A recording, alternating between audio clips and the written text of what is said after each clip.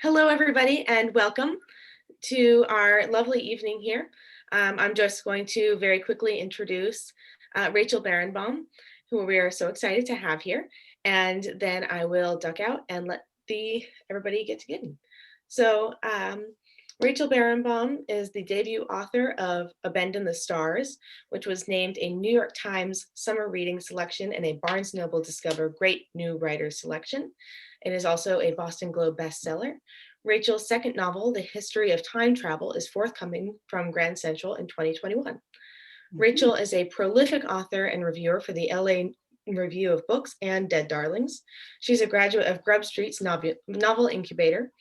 In a formal life, she was a hedge fund manager and a spin instructor. She has degrees from Harvard in business and literature and philosophy. She lives in Hanover, New Hampshire with her husband, 3 children, and a dog named Zeesh, after the folklore hero who inspires many tales around her dinner table. Thank you everyone so much for being here, and I'll turn it over to you, Rachel. Great. Thank you so much to Belmont Books. We're so excited to be here. If anybody, if you're interested, we're probably all experts by now, but you probably want to put your Zoom onto speaker view so you can actually see us speakers as we go along. And also, it's always great for us to see your faces. So if you're okay with turning your camera on, we would love it. It always makes these events seem a little bit closer, a little bit more personal, even though we're not quite together. But anyway, thank you so much for joining me. So tonight we have Jan Eliasberg and Nancy Greenspan, 2 women who wrote books that I just loved. I fell in love with them. I think back when they came out. We're going on close to a year now. And so I'm very excited to have them both here because we have one who comes from the fiction side and another who comes from the nonfiction side, both approaching the same question or the same backgrounds of spies, right? And the development of the bomb. So fascinating topics tonight. So I'll just introduce these 2 incredible women and then we'll get started. We'll jump into questions. If you have any as we go along, please put them in the chat. I'll be monitoring it and looking for questions along the way. So, hop in anytime, feel free to ask them and I will bring them up. So Nancy Thorndike Greenspan was a health economist and in the 1980s began a writing career as the co-author of 4 books with her husband, the late child psychiatrist Stanley Greenspan. She's the author of 2 biographies, The End of the Certain World, The Life and Science of Max Born, and the recently published Atomic Spy, The Dark Lives of Klaus Fuchs. She has served on the boards of numerous environmental organizations, as well as committees and boards of the American Institute of Physics. An ice dancer. She spends her free time at the rink and she lives in Bethesda, Maryland. I love that she's an ice dancer. I kind of wish we could get a little picture on the ice tonight, but we'll have to go for her living room instead. Then we have Jan Eliasberg, a glass ceiling shattering writer and director. Jan has directed some of the greatest actors of her generation: Frances McDormand, Michael B. Jordan, Tony Shalhoub, Michelle Williams, Stanley Tucci, and John Turturro. She's directed hundreds of hours of award-winning television, including Netflix's 13 Reasons Why, The Magicians, Bull, Blue Buds, NCIS, Los Angeles, Parenthood, Nashville, Supernatural, and countless others. Whew, there's a lot of credits there. A prolific screenwriter, Eliasberg wrote WASP, the story of the women air service pilots in World War II, with Nicole Kidman and Cameron Diaz attached to produce and star. Mi Corazon, with Jennifer Lopez attached to produce and star.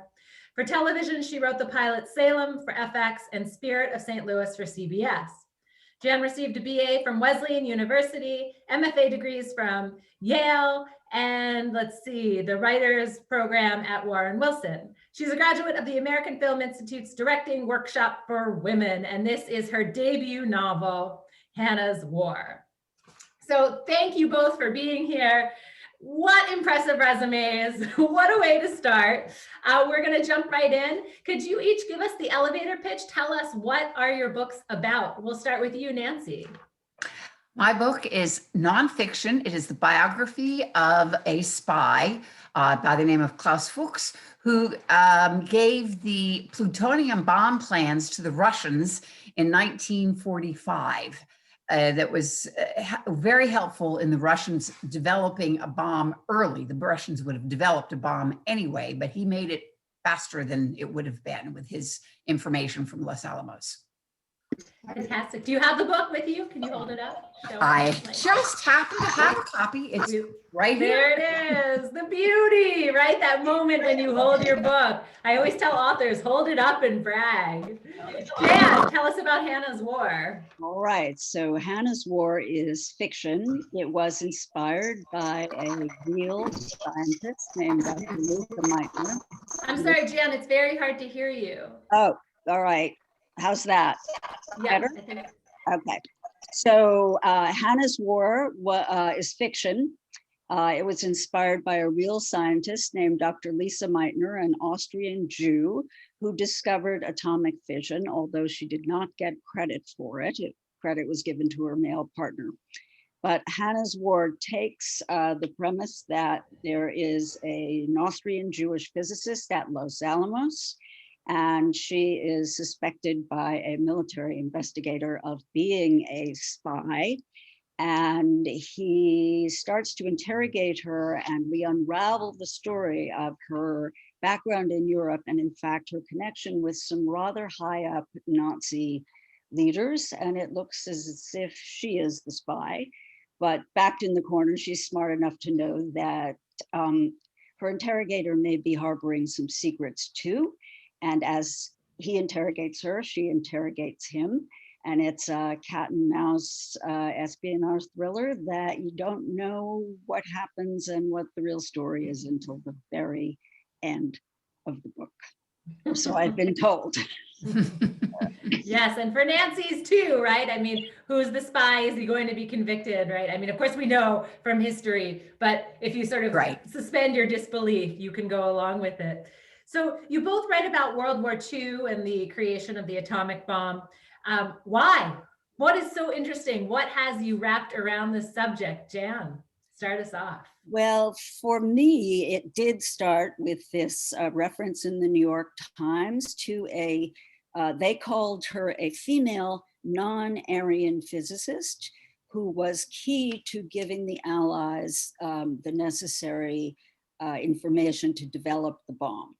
And that in and of itself, as a feminist and as a woman who prides myself in knowing women that have been erased from history and digging them up and writing about them or filming about them, that just started me on a mission to discover the mysterious woman.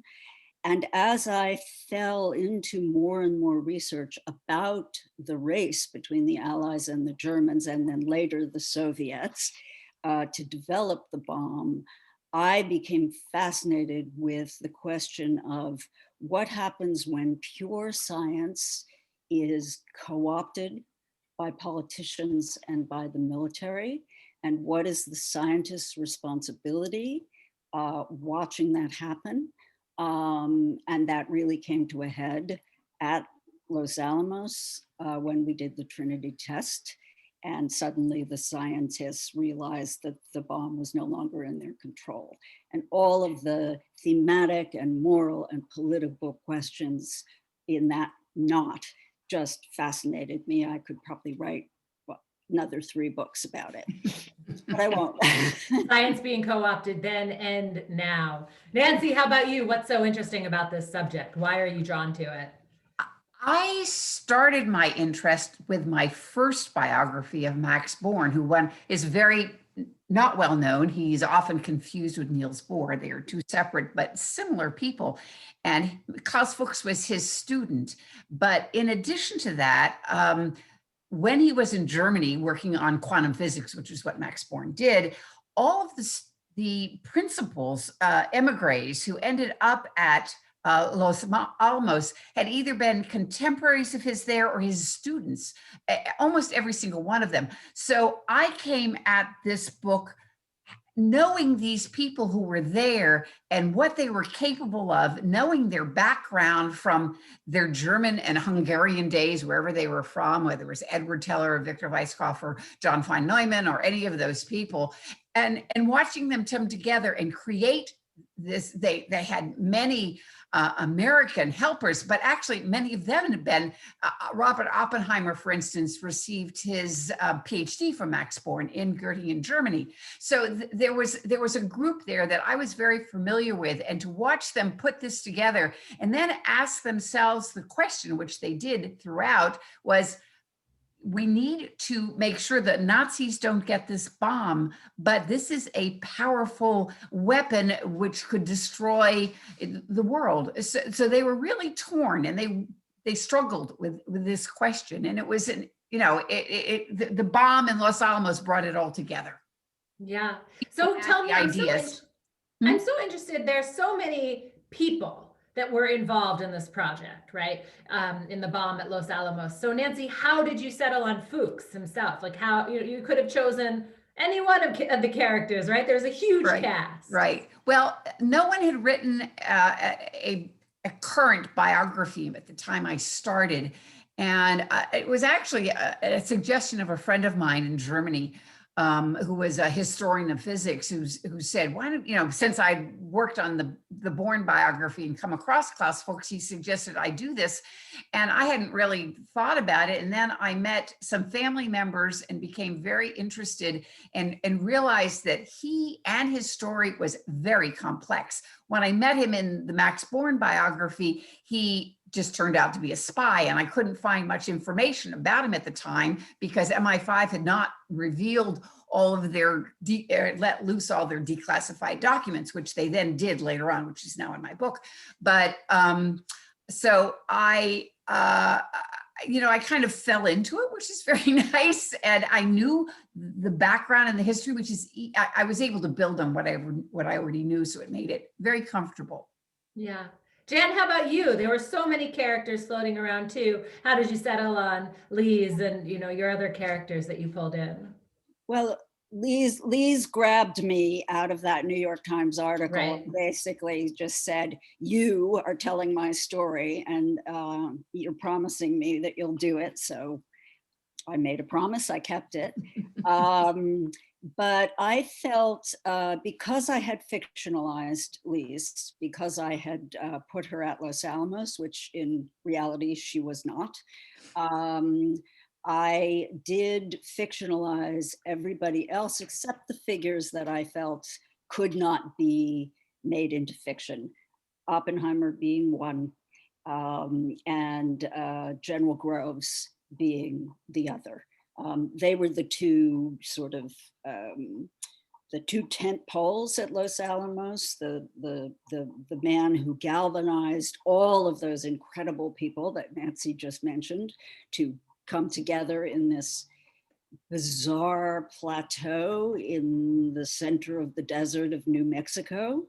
And he brought the greatest minds in the world together, and somehow miraculously he was able to unify them and keep enough of a sort of a kind of a peaceful, not peaceful alliance with the military to sort of get the military out of the way long enough for them to complete their work. And Groves, of course, was the military man with the overriding mission of not only having the bomb, but also dropping the bomb. Everybody else is somebody like Nancy could read my book and could probably guess at who some of those people are, because I did take many of the people from that group that studied with Max Born. But they are fictional because I felt I was not telling their stories per se. Mm-hmm. So I love the fact that we're three women sitting around discussing this, because really it was a man's world, right? Who put the bomb together, setting up Los Alamos. Every time I've read any book, anything about it, you always see it dominated by men as the main figures in the science. So Jan, can you tell me about how you inserted a woman into this? How hard was it? Well, it actually was not that difficult, because Lisa Meitner herself had done work in Germany on an unprecedented level. And she was considered one of the preeminent physicists and radiographic mathematicians of the time. she had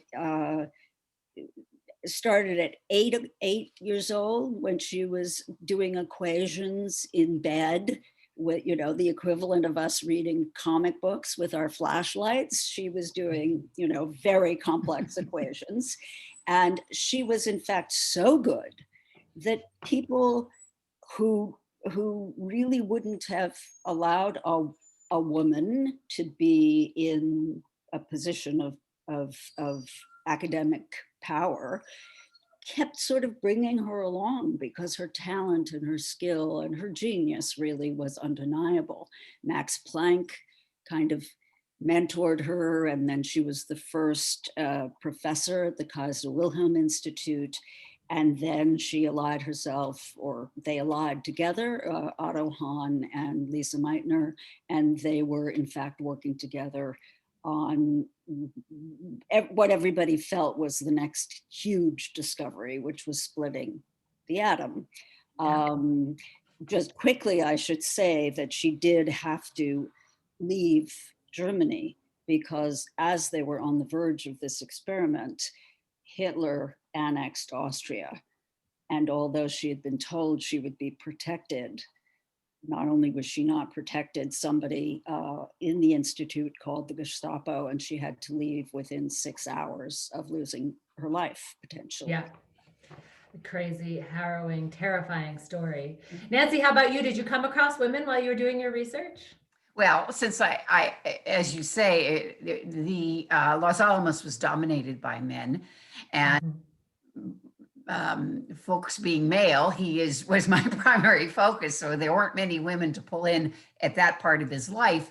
But in doing my research, I did speak to a woman who was there by the name of Lily Hornig. She was a chemist, and she hadn't gotten her degree at that point, but they just took smart people. You didn't have to have the degree at that time. They just, she was married and her husband was there, Don.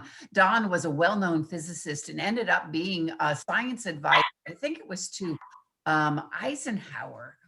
Or it was someone later on, and I think he was also president of Brown University. He was a very distinguished person, as was she. So I interviewed her.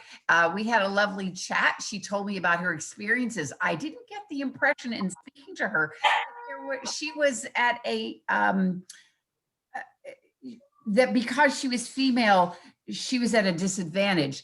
That whenever anybody had anything to add, it was taken. It was important. There weren't many women, but the ones that were there contributed, just like the men, and they were accepted that way. We didn't spend a lot of time talking about that because she knew Klaus Fuchs, and so we were talking about him. But I did not get the impression that she herself was belittled in any way or not listened to because she was female.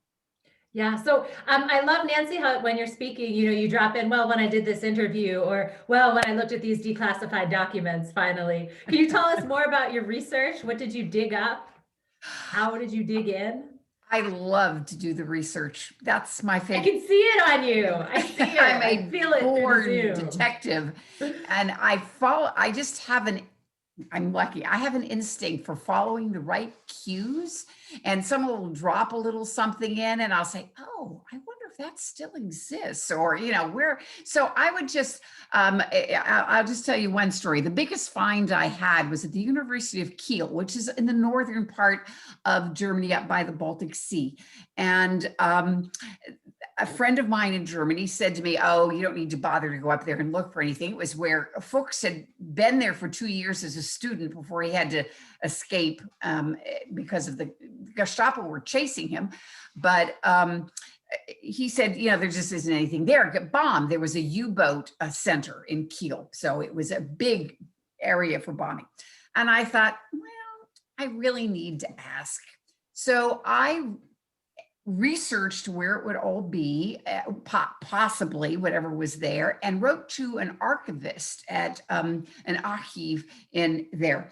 And what struck me was my friend who was telling me this, he being a German and knowing how to do research in the country, as we would do here, we would just probably go and and look for things on our own because we would have the ability to do that. I was sitting here in Bethesda, Maryland, and I wasn't going to go there. There wasn't anything there. So I contacted the archivist, and she wrote me back and said, well, I may have found something, and you might have, her term was, you might find gold here.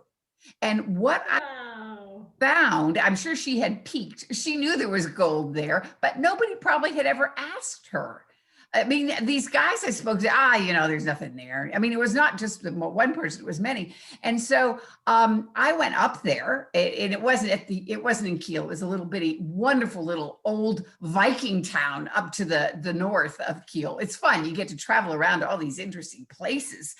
And it turned out that what these folders were, she had found, were literally had on the disciplinary matters. That's what it said, no connection to Klaus Fuchs. But when you opened it up, the disciplinary matters were all to do with Klaus Fuchs and his brother and their interactions with the Nazis, who they were trying to, go fight against when they were, and it was the university, documenting all the different problems that were going on. Not have been opened in 85 years. I was the first person to really go through them and use them in any kind of way that I know of. So, they were just, who would know? Because if you looked in the file, any kind of file reference, they just said disciplinary matters. That's amazing. Wow. So, Jan, tell us about your research. What did you find? So How'd you do it? I have an instinct too, and I think it's slightly different because what I'm doing generally is I'm following crumbs and then figuring out if they're going to be useful or important to the story that I'm writing. And so I will just sort of follow my nose, and I'll look at newspaper articles, but I did not go to Berlin. In fact, and I don't think it hurt me, frankly, because I love imagining places. I did go to Los Alamos. That was a little bit easier, but I know that in Berlin, there wasn't much. It doesn't look very much now the way it looked back then. And the Kaiser Wilhelm was also bombed to smithereens. So I saw pictures of it, but didn't see it. But what would happen to me is things that I would be reading just for my own knowledge and for my own sense of the complexity of the time and the issues. All of a sudden, I would find certain things that would become key plot points. And they were often things that I did not know, and many things that other people don't know either. So one thing that I discovered was that for all that we say that the Germans were the anti-Semites, anti-Semitism in America was shocking. And Henry Ford had originally published the Protocols of the Elders of Zion in the Dearborn newspaper out of, right outside Detroit. And Hitler thanked Henry Ford in Mein Kampf for giving him all of this fantastic subject matter that he then jumped off from to create his theories. So that brought up a huge number of things, including the big Nazi rally at Madison Square Garden, which I think now people know about, but when I was doing my research, nobody had heard of this, and I hadn't. And then another thing that I will say is that I discovered a communique from Curtis LeMay, who was the general in charge of the firebombing of Japan. And what I discovered in the communique was that essentially every single city in Japan had been firebombed except for Hiroshima and Nagasaki. And the telegram that he wrote was to General Groves, essentially saying, hurry up with the bomb because we don't have anything left to firebomb.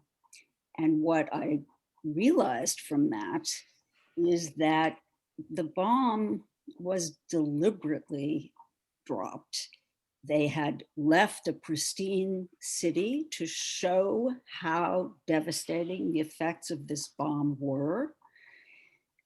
Many people say that they dropped the bomb to win the war against Japan. I would argue that although that may have been part of the incentive, they also dropped the bomb because they wanted the Soviets to see that we had the bomb and we had the will to use it. So, I mean, I think you are coming up against some of the grim parts of your books and history in this time, heartbreaking and chilling just listening to these stories. And this brings me to a question that I ask often when I read about spies and spy literature is, there's a motivation there for the spy, right? And they think that they are doing the right thing. There's a justification in their mind. And so does the means justify the end? You must have thought about that as you were writing. Jan, can you start us off? Well, this will take us right into spoiler territory if I say too much. But in my case, first of all, Dr. Hannah Weiss is suspected of being a spy. It's not necessarily proven.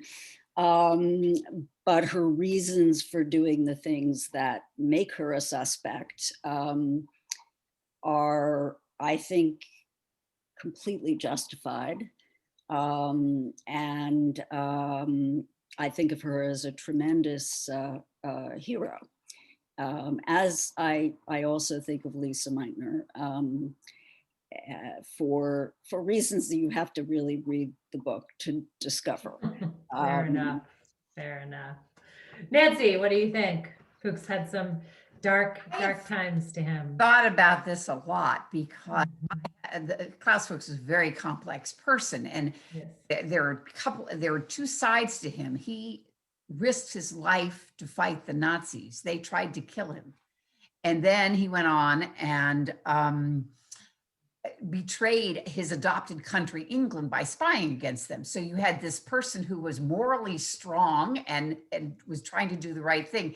He became a communist in order to fight the Nazis in Germany, because in the 1930s, they were the primary group that was doing it.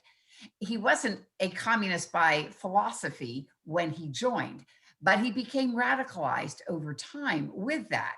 And once he became radicalized and he began working on the bomb, which was one of those things that just happened to happen.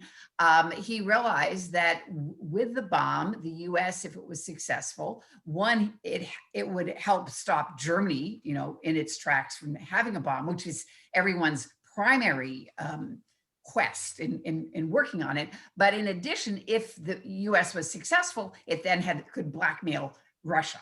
And so he balanced that equation. He really was truly working on the bomb for the bomb's sake to make sure that the Nazis were not successful. But at the same time, so his end was to have a balance of power. And his means was spying and betraying his country. So, it's hard for me to come to a resolution about that. But as I started thinking about it, one, I realized that the people don't think about this, but Russia had some excellent scientists, and they would have gotten the bomb on their own just a couple of years later. When they did get it, they got it in 1949. The only place that it could have been used, that those 2 extra years they had because of Fuchs's help, was in the Korean War. And at one point, there was a lot of talk about dropping another atomic bomb in the Korean War. Truman did not do so. There are many factors why he didn't do it, but one of them was because Russia had a bomb. Now, most people would think it is a good thing that he did not drop a bomb. So here you have somebody who spied, and to my mind, that was a positive outcome.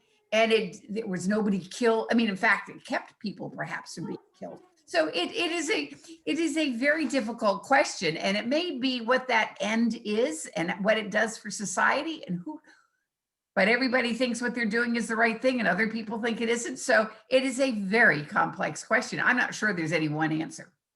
I think that's absolutely right. There isn't. And especially in the moment, right? You have different emotions, different feelings, different politics. It's very hard to step back, right? 70 years later and pass judgment. I mean, right there, it's a hard question. So I thought that both of you just dealt with it so beautifully. And this leads right into my next question. It's like you have both looked into my mind and predicting. Nancy, can you tell me what was the hardest part about writing this book? As the part that I just spoke about, this whole idea of moral ambiguity about Fuchs and his complexity of being reserved, scholarly type, who, if Germany had not fallen apart in the 1930s, he would have ended up being an esteemed professor of mathematics, because that was his first love. He became a physicist because it just worked out that way. So at a renowned German university, and he was non-political when he was younger. He just got drawn into it because of the situation in Germany in the 1930s. And so then he became a spy, and he got caught and he went to prison. He never apologized for being a spy. He did not think that was anything wrong with that. He apologized because he had done this and it made put his friends in jeopardy, the fact that they may be considered a spy, and that is what made him confess. But so trying to pull these pieces of his personality together to figure out who he was and why he did what he did and how it all fit together with the means justifying the end, or was he evil, or was he a hero because the bomb has never been used since, and he did create a balance of power, although it would have happened on its own without him. I really struggled with how to write it to have people try to understand, because we're in the same situation now with, there's a lot of ambiguity. When I give a lecture, I end it by saying, we have ambiguity now, moral ambiguity, just in a smaller sense, perhaps, in our founders, where we are taking down statues, and we're talking about Thomas Jefferson and the fact that he was a slaveholder, but he did these other things. And how do we put, everybody has issues in their life, the smallest of us, the biggest of us. We've made mistakes. We have gone against our conscience sometimes, and for most of us it doesn't make much difference, but for other people it lives in history. So how do you put these things together? Yeah, it's a big question. Jan, what was the hardest part for you? Oh, fascinating. Well, I would say there were several difficult parts. One is that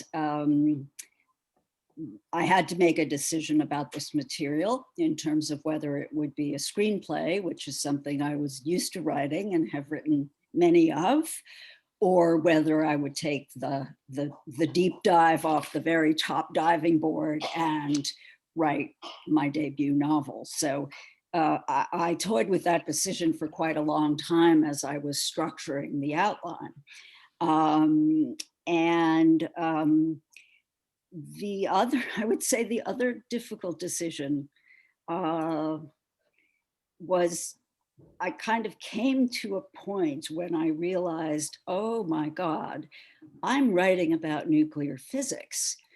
And I actually am going to have to learn enough to write about it in a way that will pass muster with people who read it, including some professors of nuclear physics, some graduate students, and anybody who knows me knows that science and math were definitely not my strong suits when I was in school. I was a theater nerd and an English nerd. And so that prospect really kind of set me on my heels for a bit. And then I realized, as I started to talk to people, to scientists, that, every time you create a world, and this is particularly true, I think, in film, you have to build a world and it has to make sense. That does not mean you have to know every single tiny detail. You have to know enough to give your reader or your viewer a sense that they're being given the keys to the kingdom. I think people love to go in and feel like they understand something that they didn't understand before.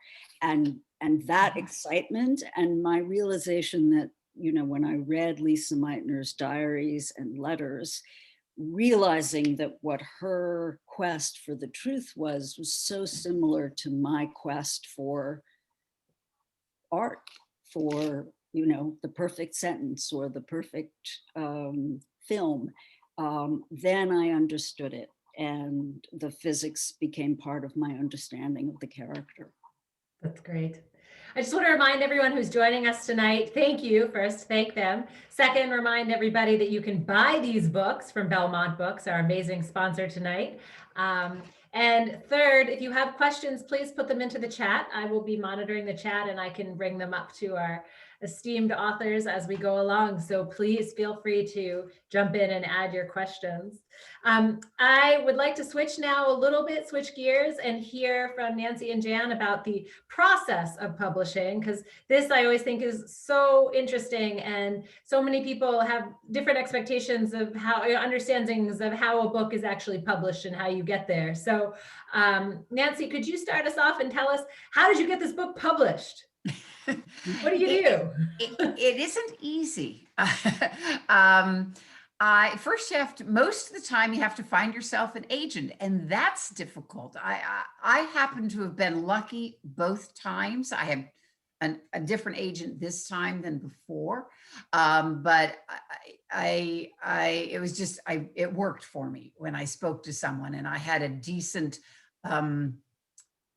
although not a finished, but a decent proposal to start with. And then you write a better proposal. If they think you've got the gem of some, you know, it's a gem and if you've got the kernel, then they will ask you to do something more. And then you put it out for bid to different publishers. And if you're lucky, you get someone to take it. And then you write the book, and that's all. But so, sorry, I just want to interrupt for a minute because they're so different, right? So for nonfiction, you didn't write the book to get your agent, right? No, you had a proposal. No, I wrote 2 chapters. That's all you do. Wow. That's all they want. But you really have to do all the research, and you've got to have outlined the book in your head. You have to provide, when you're doing your proposal, you have to do a summary of each of the chapters.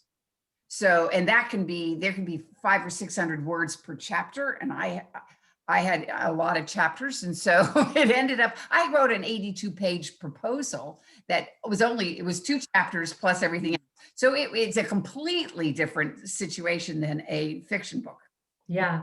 Done. Amazing. Imagine doing, I have no talent for that. They're really very different kinds of products. So that happened. But then I'd already knew this, having written, that was my 6th book. So I had a sense of how to write a book, but some of them, they're all a little different. But once you do finish, you still got a huge amount of work to do. So you say, here's my manuscript. It's, my first draft or my second draft. And then, it is amazing what was with the PR and just getting the photo rights. I've got hours of photos in my book and getting the copyrights for everything. So how many years are we talking from you getting your agent, submitting the proposal till publication? Well, actually, that was part of my problem because it took me about 6 months to write my proposal and have it in shape so that my agent could sell it. And then, a month or so later, I had a publisher, but I wanted and that was in 2018. So it wasn't very long ago. And I wanted to have it come out in 2020 because of the 75th anniversary of the atomic bomb. So that gave me a year to do the whole book. And I have thousands of pages of material, and half of it's in German, and I read German, but I'd rather read in English if I have a choice. It takes me a while, and it's old German, and it's just hard. So I had to, and dozens and dozens of little pieces to put together. I mean, it's a different process that Jan uses, but it's still, you're inserting all these little parts all the time from these disparate sources, some of which disagree with each other. So then you got to figure out what really happened, and you do your best. So, so my book came out in May of, then my publisher decided they wanted to publish it early. This was all before COVID, so that no one knew what was going to happen. It came out in May of this year. So that was, let's see, it was a year and a half after I got the contract. It was really fast. That's very fast. Okay, so on the total other side of the spectrum, we go to fiction with Jan, right? And so tell us about that process. How do you get a novel published? All right. So, so I had done a lot of directing, a lot of screenplays. I had gone to school to study fiction because I did always have in my mind that I would like to write a novel. And I had studied with really wonderful teachers. And I'd sort of written the autobiographical novel that you have to write that you really shouldn't publish, and I didn't. So what happened for me was that I had come upon this story, I had outlined it, I had been thinking about writing it as a film, and then realized, for reasons I can explain in another part of the conversation, that it really would make a better novel. And I was talking to my manager, and she said, well, I do know one book agent in New York, and maybe you'd like to meet her. And so she read the screenplay that I wrote about the women air service pilots in World War II. And she called me and said she would like to meet me. And she said, I have the feeling, just from reading this screenplay, that you're a real writer. And, screenwriting is real writing also, but I think that there's a certain, in the New York literary world, there's a certain feeling that a novel and fiction is real writing and screenwriting is not. But I was careful in writing my screenplays about the dialogue. I was very careful about the visual and narrative part. So I think. When did you get to the novel? When did you start writing? So she asked me to put together a proposal. She said it's almost impossible to sell fiction on a proposal, especially with a debut novelist, but I'm willing to try. So I did, in fact, put together a proposal that was about 26 pages. It included 3 chapters, and it went out, and what I got back were what I would call incredibly encouraging passes. Things like, I never buy fiction on proposal, but if I were to, I would definitely consider this. So let's move on. So then how did you get to the book? So basically I was there with the decision to either write the full novel and jump or put it away. And I was already committed. I couldn't imagine not finishing what I'd started at that point. So I did. I sat down and wrote the novel on spec, and we sent it out again. And it was in fact bought. Several people were interested. There was a bit of a bidding war, and it was bought by one of the people who said, I never buy fiction on proposals, but fantastic. if it were a full novel, bring it back to me and I will consider it. And so from the time you had the idea to the time it was published is about how long? Well, the idea I had 10 years before I even sat down to write the novel. Wow. So the Wow. idea and wrestling with the idea and making it into a story and doing the necessary research. I didn't work on all of that full time for 10 years because I was directing and writing screenplays and everything else, but I did work on it for a very long time. So it was a Cinderella story in terms of how quickly I sold it, and it was out in the bookstores in less than a year. And there was a lot of work to make Cinderella look so good on the night of the ball. Both of you have very fast publication turnarounds. I don't think I've spoken to any authors who publish that quickly. So that is really impressive, getting those marketing efforts up and running in there. So, okay, we have a question from the audience. Anybody else who has questions, please put them in the chat. We're love to get to your questions. We only have about 15 minutes left, so now is your time. Don't forget, if you don't own these books, please go to belmontbooks.com and buy them. They are amazing. So what are you guys working on now? What's next, Nancy? You know, that's a good question. I have taken my eye off of that ball because I found with COVID, all the PR that had been set up, Viking published my book and they were wonderful. And I know enough people and I did some myself. And of course, it all fell apart because you couldn't go places and talk. And then Zoom came along. And so I have done many, many lectures. And I've traveled all over the world. In fact, with Zoom, I've Zoomed all over the world. But it was a different experience, and one that took a while to get used to and to rebuild all that, to figure out who you go to, where I've done, 30 of these kinds of things over this summer, and which was quite a few. I also had a very nice review in the New York Sunday Book Review. So that helped get people interested in having me. It really has, it's nice to have an imprimatur of some sort. So because of that, I've just decided to focus on what was in front of me because it was so different and not go to the next. And now I am looking for another topic. The two that I've done have just fallen to my lap. I should tell you how I got into my Max Born book. I don't. Do you want me to take a minute to say it's 1 minute?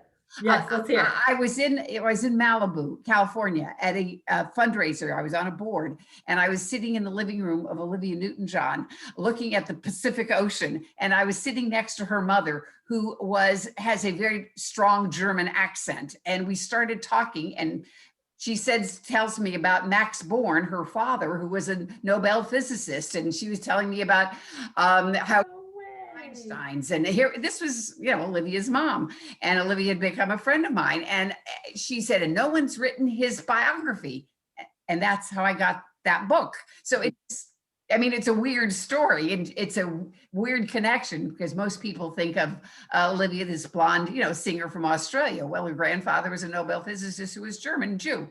Anyway, you never know where stories are coming from. Weird things, and Fuchs was just someone suggesting it after I had done Born's biography. So I'm hoping to get out in the world, and we get our vaccines and something falls in my lap or I get an inspiration. So I'm not very far along in that next project. So we should say, if anybody tonight has an idea, put it in the chat. I said that last week to a group, but somebody actually followed up and sent me something. That's amazing. Quite right. Jan, how about you? What are you working on now? Movie, book? Well, Where I'm are you? actually working on the adaptation of Hannah's War to film. So I am going backwards, I guess, and writing it as a screenplay. I do have a deal with some very, very good people who are interested in making it into a film. And I have 2 ideas for my next book. But I too, like Nancy, my book was published on March 3rd, and March 10th was the day that everybody realized that COVID was this huge, real thing. So all of my tours, all of my NPR interviews, all of my press, was preempted because it was all COVID all the time. So I have also been doing a lot of these Zoom conversations and interviews, and that's taken a lot more time than I expected. Yeah. Yeah. It's funny because one of my questions for both of you, of course, was going to be, tell me about the movie. What's happening with the movie? So do we have a potential date even close, Jan? No, we don't. But Okay. since I am a filmmaker, of course, even before this deal, I had a cast, I had scouted locations. So, you know, I do have the movie in my mind. I love it. Just Although when I talk to authors, everyone says, until the cameras start rolling, there's no movie. And even once they start rolling, you're not sure it's going to be a movie. So, but fingers crossed. Nancy, documentary possibility? Well, I don't know. There have been a few nibbles. I think right now people are kind of staying back. I wish I were a screenwriter like Jan. There have been some people who have been interested, and I think it's not quite the right time to try to sell something. So, you know, my agent will do it when she thinks it's right, because she has been contacted, but you know, just is very preliminary, as you knows. Yes, but it would be great. I feel like the It would be appetite for great. Yes, for whatever happened. When I was younger, I did a lot of acting. I would have wanted to be an actress, you know, when I was a teenager, and I did a lot of acting. And I think to myself, if this gets made, I'm going to be in this movie. That's part of the deal. I'm part of it. I can only, you know, like I can Hitchcock, right? You'll walk across the screen. Right, me and Alfred Hitchcock. Yeah, I love that. All right, Jan, we have a question for you. How do you see the screenplay as being different from the novel? The experience of seeing versus reading. Well, the novel has some first person. The first chapter and a couple of chapters toward the end are in Hannah's voice. And obviously those don't exist in film. There is no equivalent really, except for voiceover, and it's a very poor substitute, I think. And for me, it is a process of paring things back, because in the novel, there's a thriller element that's very clear that really is the plot with the twists and turns. And that's mostly the relationship between Hannah Weiss and Jack Delaney, her investigator in Los Alamos. But what is unraveled in the investigation is the story of Hannah's life in Germany before she had to escape. And in particular, a relationship with a very, very charismatic and brilliant German scientist. And so my sense is that some of the wonderful backstory about Hannah's family and, you know, her mother, you know, that I got to develop in the book probably won't make it into the screenplay. And it will concentrate more on the actual twists and turns and the actual Los Alamos plot, with enough in Germany to build up that relationship with Stefan, the scientist that she is collaborating with.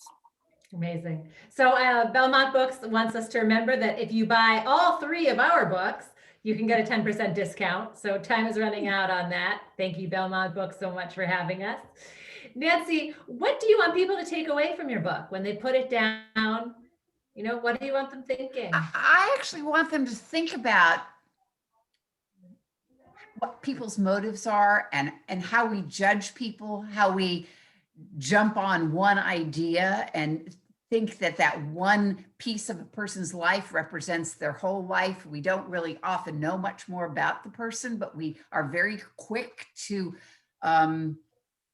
like, dislike, criticize, you know, whatever, and don't really this whole idea of moral ambiguity is something that just struck me as I was writing this book, that grabbed me. And I think we have to, especially in today with everything that's going on, really look at try to look at a full person and try to understand where someone's coming from. We may still not like them and not like what they do, but just as the example I gave you about Thomas Jefferson, there are a lot of people like that who have done wonderful things and have done some things that weren't so wonderful. And what kind of space do we give them in this world, and how do we deal with them? And even if in present day, people we know that we work with, that we hear about. So I want people to think about that. I mean, it's hard sometimes to come up with an answer, but it's worthwhile to ponder before you do come up with some kind of answer. So that's it. That's sort of like the philosopher's dream, right? There isn't really an answer, but if it gives you something to think about for a long time, to see from many different perspectives, then it's worth thinking about. So that's great. Jan, how about you? What do you want people to take away from Hannah's War? Oh, there are a number of things. The first is that I think we have some pretty black and white ideas about World War II, who were the good guys and who were the bad guys. And I'm interested in the gray areas, particularly in the sense that there were actually good Germans. And there were some very bad Americans. So there's a whole spectrum, and I think that black and white thinking is not does not serve us when history repeats itself, as it does tend to. So that's one thing. I definitely am very interested in bringing attention to women who have been erased from history, because Lisa Meitner deserved the Nobel Prize, should have gotten it, did not. And therefore her name is not known as it should be for the enormity of her discovery. And she is far from the only woman to whom that has happened. There are many, many, many, and I will end up writing about them. Not all of them, but a lot of them, I suspect. The women air service pilots were such women too. And the ultimate thing that I would like people to take away is very simple, and it is that we do have choices as individuals. And if you are somebody in a position like Klaus Fuchs or Hannah Weiss, where your decisions really have consequences because of what you are working on, you are in a position to change the world, and your decision is really important. And Meitner had a very keen moral compass. She was always aware of what the repercussions of this work could be. And she was very careful to weigh the moral and the humanistic importance of what she was doing. And I think we should all take some guidance from that. Big ideas, which is why I loved these books. And I'm thrilled to have both of you brilliant women here tonight. And thank you again to Belmont Books for hosting us. Thank you to Jan and Nancy. Please, if you haven't, buy our books, buy these books, contact the authors if you have ideas for follow-ups. Thank you everybody for joining us. What a fun evening. What a fantastic discussion. Thank you, Rachel. Great questions, Rachel. Great.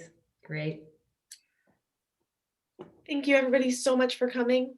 I had a wonderful time. I'm so honored to have gotten to listen to you guys speak this evening. Just a quick closing housekeeping. Don't forget to check belmontbooks.com/event. We have a lot of amazing events if you enjoyed this one coming up, including on Monday, we have Julie Carrick-Dalton and Nancy Johnson with Holiday Help. They'll be discussing their favorite books and their picks for the holiday season. Thank you again, everybody, so much for coming, and have a wonderful rest of your evening. Stay safe. Thank you. Thank you.